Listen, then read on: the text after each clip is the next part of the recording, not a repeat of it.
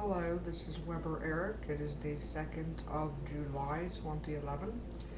Before I begin, this on my shoulder is Reza. So if he squawks, please beg his pardon. Also, outside the doors, we have another bird by the name of Berta. We still have to name her something better. And Brittany's grandmother, Sharon. So if you can also hear them during this video, our sincerest apologies. So apologies for Reza, Berta, and Sharon before we move on. This rant will be about therapists. We've had many over the past several years in which people have been aware of us.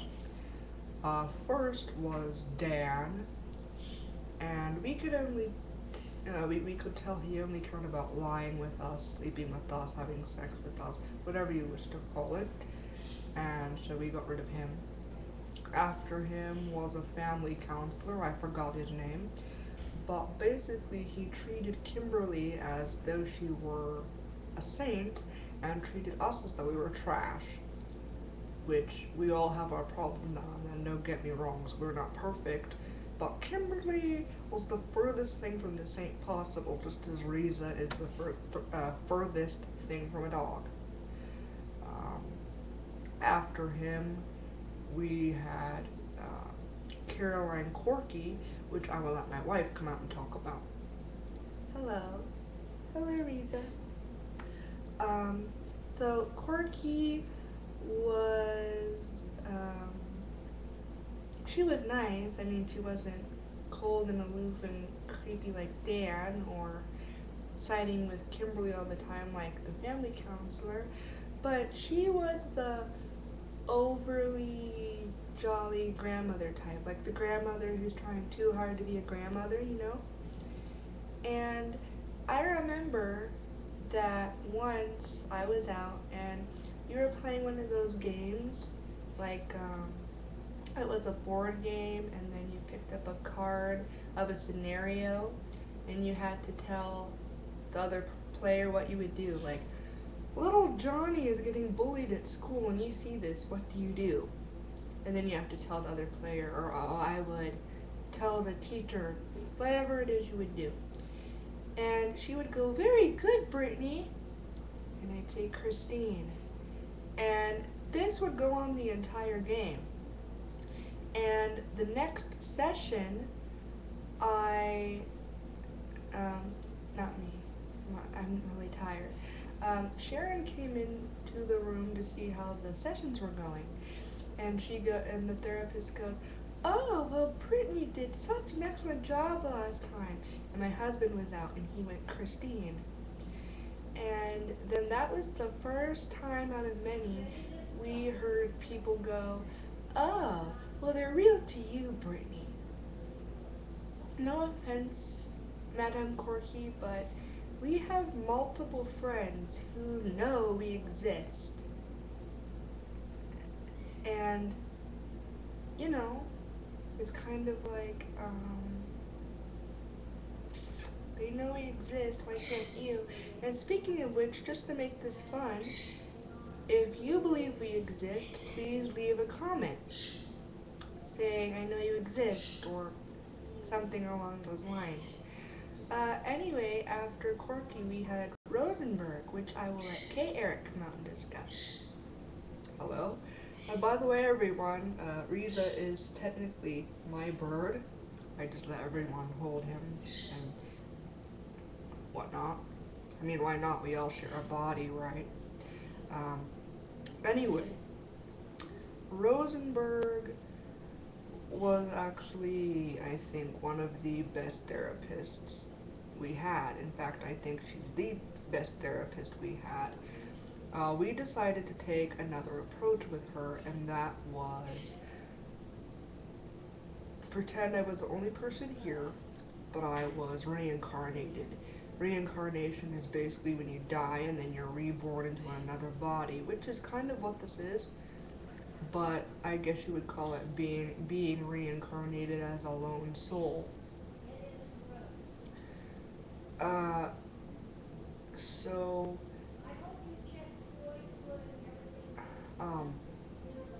moving on. Um, God, she talks to me and then I get distracted. Um, we decided to have it where, um, like I said, I was the quote unquote only person here. And we have this thing in our system where we can do this thing called coming out. And it's just somebody can come out of the body and stand right next to somebody or Reza, stop picking up that or something. Anyway, so my wife was out, and we just pretended, she was my guardian angel or something. Oh, big yawn. And we saw how that worked, and that actually worked out brilliantly. She asked about my past, where I was born, what my family life was like, what it was like to travel, being a freak show, all those things. She asked me. She didn't care about Brittany. She cared about me. And my wife, she always asked how my wife was, and it was brilliant. But unfortunately, we had to quit her because Kimberly was paying too much out of pocket money, which that is understandable. But also, she thought the therapy wasn't having benefits, and by not having benefits, that probably means she wasn't ignoring me.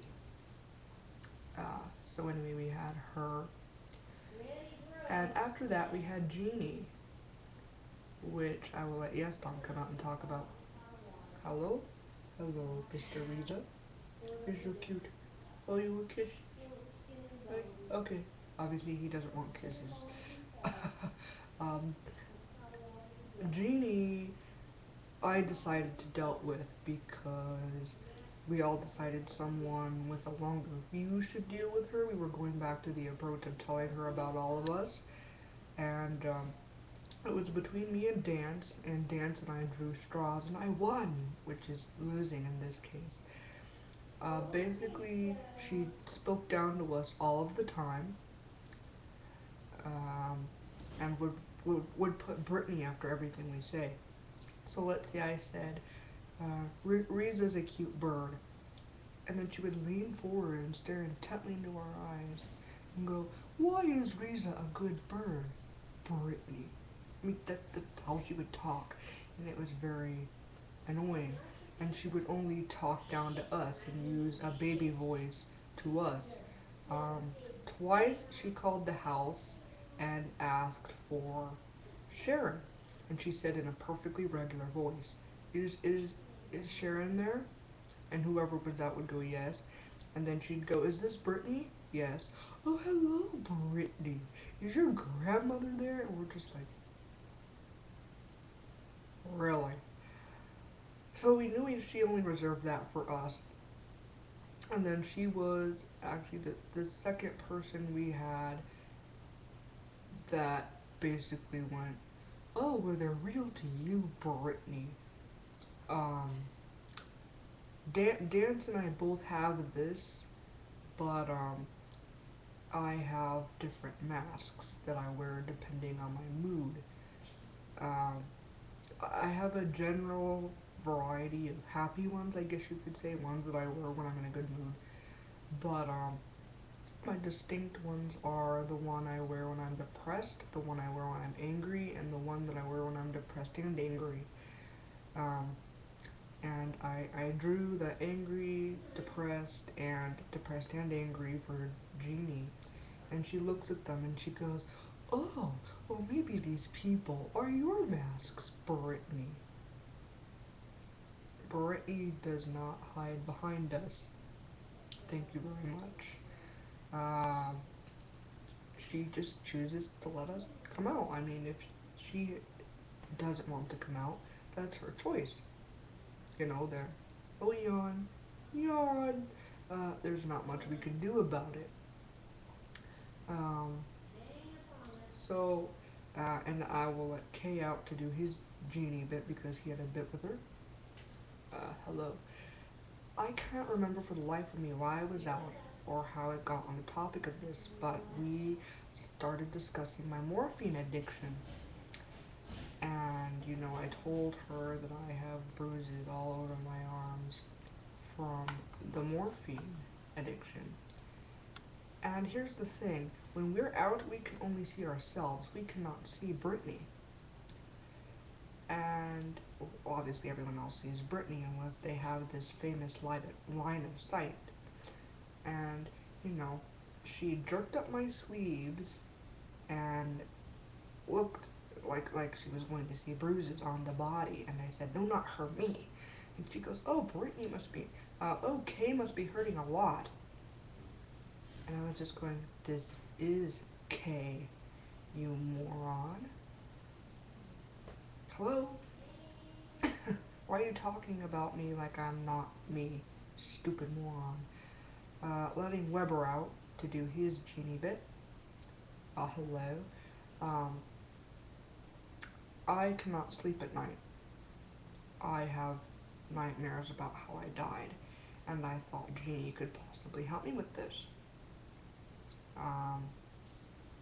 I had a school therapist try and help me with it, and she told me everything I already knew, everything I was already doing. And so I wrote down note cards of my life and gave them to Jeannie, hoping she could help me with these nightmares. Hey, birdie. And,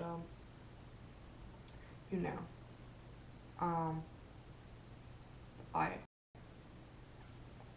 told her, I showed her the note cards, and then, you know how people will snap their fingers as if they have just gotten an idea, but they've had the idea the entire time? Well, she basically did that, and she went, oh, I know, you should write note cards about Brittany's life. It's like, woman, I was locked in a cage. I was abused by my father and the fair owner. I was beaten to death, and all you can care about is Brittany. Isn't that a little selfish? So after we finally got rid of her, we went to Jane. And we thought Jane was going to be good. I mean, she acknowledged us by name. She acknowledged birthdays, and we had them, which no other therapist had really done. I mean, the closest to that was probably Rosenberg, but it was only Kay seeing her at the time. And we should have known she was going to be a disaster. I'll let Hill talk about that. Me. I do not like animals, but luckily Kay has my shoulder, so I do not have to hold him. Yes, we can take 4 different parts of the limbs. Anyway, I was in a couple of relationships throughout the time we were seeing Jeannie, and I finally settled down with somebody, I think permanently. I hope permanently, I pray permanently. And when you watch this, you will know who you are, and I love you with all my heart. Anyway, but she constantly kept trying to rain on my parade. She's like, oh, you're not thinking realistically, Hill. She was basically trying to put me down every time I found someone, and when I really found someone, again, you know who you are, darling, and I brought her to therapy with us, she was just like, oh my god, and she didn't show it, but Sharon said that she was very shocked, and she said that we were in trouble. It's just like, God, if I want to be in love, that's my fucking choice. And of course, everybody's going to think I'm a lesbian because I'm in a female body, and I'm not. I am a man. I can see myself as a man. Just because everybody else can't, well, that's because they're buffoons. Anyway, so she constantly put me down. Even when I was in a good mood, and when I was in a bad mood, she'd make it worse. Letting Weber out to continue. Hill did a good job with that bird right next to him. Oh, Reza. Anyway, so with Jane, what really blew our coop was,